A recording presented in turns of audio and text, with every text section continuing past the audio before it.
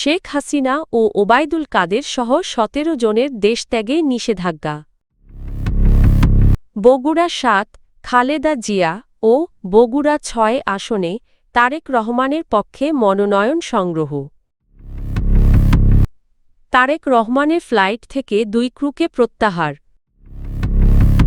মুক্তিযুদ্ধের উপসর্বাধিনায়ক এ.কে খন্দকারের জানাজা সম্পন্ন।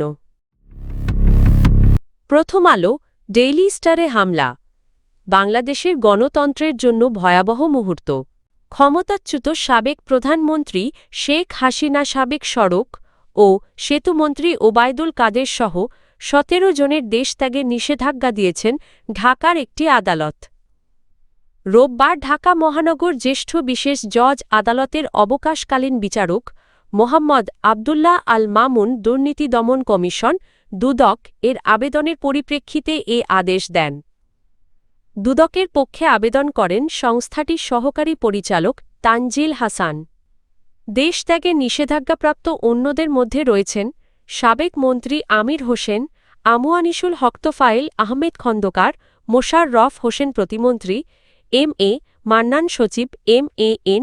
ছিদ্দিক অতিরিক্ত সচিব, মো. ফারুক জলিল উপসচিব, মোহাম্মদ শফিকুল করিম প্রকৌশলী, মো. ফিরোজ ইকবাল ইবনে আলম হাসান, মো. আফতাব হোসেন খান, মো. আব্দুস সালাম এবং সিএনএস লিমিটেডের ব্যবস্থাপনা পরিচালক মুনির উজ্জামান চৌধুরী, পরিচালক সেলিনা চৌধুরী ও ইকরাম ইকবাল। মামলার এজাহার ও দুদকের আবেদনে বলা হয়, ২০১৬ সালে পূর্বের বৈধ টেন্ডার বাতিল করে কম্পিউটার নেটওয়ার্ক সিস্টেম লিমিটেড সিএনএসকে একক উৎসভিত্তিক দরপত্রে টোল আদায়ের দায়িত্ব দেওয়া হয়। কোনো প্রতিযোগিতা ছাড়াই মোট আদায়কৃত টোলের ১৭.৭৫% সার্ভিস চার্জে ভ্যাট ওআইটি ব্যতীত কার্যাদেশ দেওয়া হয়। এতে প্রতিষ্ঠানটি ৪৮৯ কোটির বেশি টাকা বিল গ্রহণ করে, যেখানে ২০১০-২০১৫ মেয়াদে একই সেতুতে যৌথভাবে কোম্পানিকে টোল আদায়ের দায়িত্ব দিতে ব্যয় হয়েছিল মাত্র ১৫ কোটির কিছু বেশি। এই ঘটনায় গত ১২ই অক্টোবর দুদক শেখ হাসিনা সহ ১৭ জনের বিরুদ্ধে মামলা দায়ের করে। দুদক জানায়, আসামিরা দেশত্যাগ করলে তদন্ত কার্যক্রম বাধাগ্রস্ত হওয়ার এবং গুরুত্বপূর্ণ আলামত বিনষ্ট হওয়ার আশঙ্কা রয়েছে। সুষ্ঠু তদন্তের স্বার্থে তাদের বিদেশ গমনে নিষেধাজ্ঞা প্রয়োজন, এ মর্মে আদালত আদেশ দিয়েছেন। বগুড়া জেলার ২টি আসনে বিএনপির শীর্ষ নেতৃত্বের পক্ষে মনোনয়নপত্র সংগ্রহ করা হয়েছে।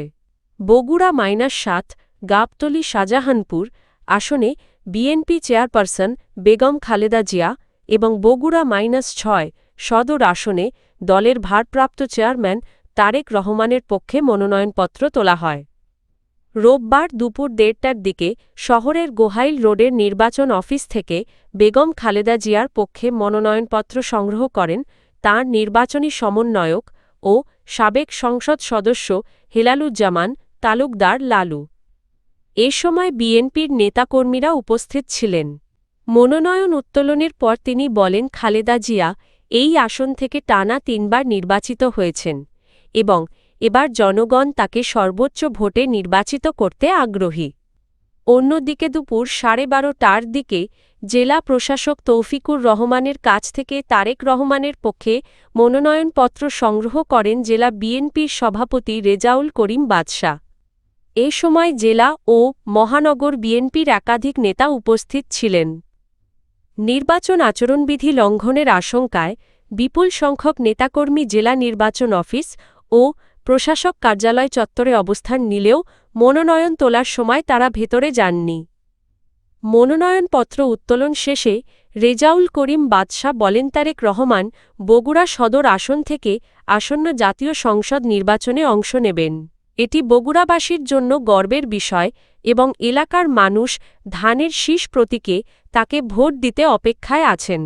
বিমান বাংলাদেশ এয়ারলাইন্সের লন্ডন ঢাকা রুটের একটি নিয়মিত ফ্লাইট বিএনপির ভারপ্রাপ্ত চেয়ারম্যান তারেক রহমানের যাত্রার জন্য নির্ধারণ করা হয়েছে। ভিআইপি নিরাপত্তা ও বিশেষ ব্যবস্থাপনার স্বার্থে ওই ফ্লাইট থেকে ২ জন কেবিন ক্রুকে দায়িত্ব থেকে সরিয়ে নেওয়া হয়েছে বলে সংশ্লিষ্ট সূত্র নিশ্চিত করেছে।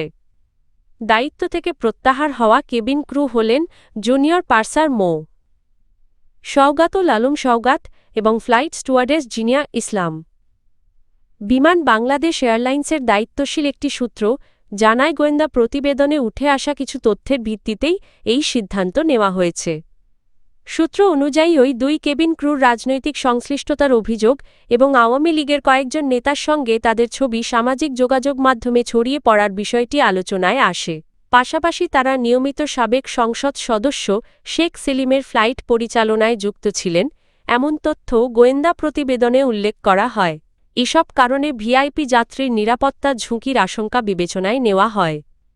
পরবর্তীতে ওই ফ্লাইটে বিকল্প হিসেবে জুনিয়র পার্সার মোস্তফা এবং ফ্লাইট স্টুয়ার্ডেস আয়াতকে দায়িত্ব দেওয়া হয়েছে বলে ফ্লাইট সার্ভিস বিভাগ সূত্রে জানা গেছে। সংশ্লিষ্ট কর্মকর্তারা আরও জানানোর আগেও চলতি বছরের 2 মে বিএনপি চেয়ারপারসন খালেদা জিয়ার একটি ফ্লাইটে গোয়েন্দা প্রতিবেদনের ভিত্তিতে একই 2 কেবিন ক্রুকে দায়িত্ব থেকে সরিয়ে নেওয়া হয়েছিল। সে সময়ও নিরাপত্তা ও রাজনৈতিক সংশ্লিষ্টতাকেই সিদ্ধান্তের কারণ হিসেবে উল্লেখ করা হয়। মহান মুক্তিযুদ্ধের ডেপুটি চিফ অব স্টাফ ও স্বাধীন বাংলাদেশের প্রথম বিমান বাহিনী প্রধান air vice marshal অবট Abdul Karim Khandakar কে খন্দকার এর নামাজে জানাজায় অংশ নিয়েছেন প্রধান উপদেষ্টা অধ্যাপক মোহাম্মদ ইউনুস। আজ রাজধানীর বিমান বাহিনী ঘাঁটি বাসারে রাষ্ট্রীয় মর্যাদায় তাঁর জানাজা অনুষ্ঠিত হয়। জানাজার আগে বীর মুক্তিযোদ্ধা কে খন্দকারের সম্মানে ফিউনারেল প্যারেড আয়োজন করা হয়।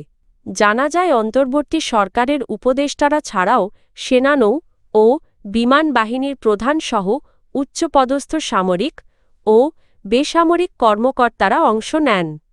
জানাজা শেষে রাষ্ট্রপতির পক্ষে তাঁর সামরিক সচিব মরহুমের কফিনে পুষ্পস্তবক অর্পণ করেন। এরপর প্রধান উপদেষ্টা অধ্যাপক মোহাম্মদ ইউনুস, মুক্তিযুদ্ধ বিষয়ক উপদেষ্টা ফারুক আজম, সেনাবাহিনী প্রধান জেনারেল ওয়াকার জামান, নৌবাহিনী প্রধান অ্যাডমিরাল নাজমুল হাসান এবং বিমান বাহিনী প্রধান air chief marshal Hasan Mahmud Khan কে শ্রদ্ধা জানান। পরে বিমান বাহিনীর একটি ফ্লাইপাস্টের মাধ্যমে মরহুমের প্রতি সম্মান প্রদর্শন করা হয়। জানাজার আগে কে খন্দকারের পুত্র জাফরুল করিম খন্দকার সংক্ষিপ্ত বক্তব্য দেন। বীর উত্তম খেতাবপ্রাপ্ত মুক্তিযোদ্ধা কে খন্দকার গতকাল শনিবার সকালে বার্ধক্যজনিত কারণে ইন্তেকাল করেন।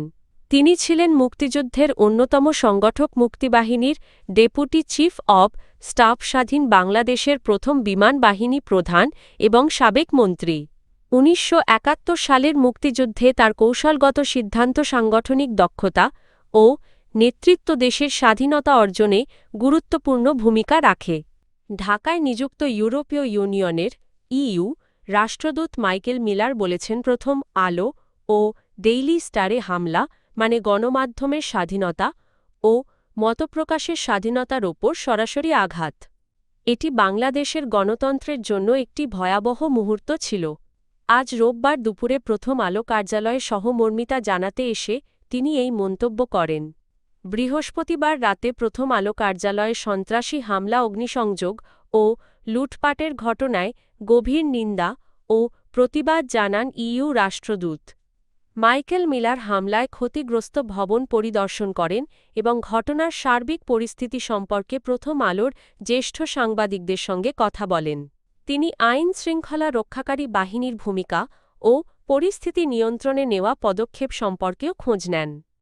নির্বাচনের আগে মতপ্রকাশের স্বাধীনতার গুরুত্ব তুলে ধরে তিনি বলেন, বাংলাদেশ যখন নির্বাচনের দিকে এগোচ্ছে তখন মতপ্রকাশের স্বাধীনতার পরিসর বজায় রাখা অত্যন্ত জরুরি।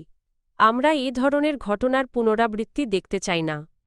ত্রয়োদশ জাতীয় সংসদ নির্বাচন যেন শান্তিপূর্ণ ও সুষ্ঠুভাবে অনুষ্ঠিত হয়, সেজন্য সংবাদপত্রের প্রকাশনা অব্যাহত রাখা, স্বাধীনভাবে সংবাদ পরিবেশন এবং সবার জবাবদিহি নিশ্চিত করার ওপরও গুরুত্ব দেন তিনি। এ সময় প্রথম আলোর ব্যবস্থাপনা সম্পাদক আনিসুল হক, সম্পাদক লাজ্জাত এনাব মোহছি ও head of online Shawkat Hossain রাষ্ট্রদূতের সঙ্গে আলোচনায় অংশ নেন।